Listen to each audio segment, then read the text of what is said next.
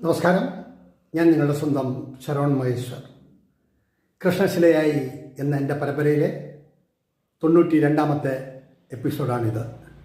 ഇന്ന് ഞാൻ നിങ്ങളോട് പറയുന്നത് ഗ്രന്ഥശാലാ സംഘം എന്ന പ്രസ്ഥാനമുണ്ടാക്കിയ വായിച്ചു വളരൂ എഴുത്തിൻ്റെയും കാലത്തിൻ്റെയും മേഖലയിൽ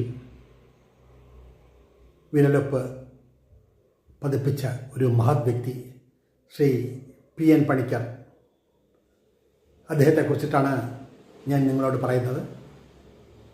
അദ്ദേഹം കാൻഫിഡിലിരിക്കുമ്പോൾ അദ്ദേഹം നയിച്ച ഒരു പദയാത്ര വായിച്ചു വളരൂ എന്നുള്ള ഒരു വലിയ സന്ദേശവുമായി കേരളത്തിൻ്റെ അങ്ങേ തല മുതൽ ഇങ്ങേ തല വരെ വന്നെത്തുന്നൊരു നടത്ത ജാഥയിലൂടെ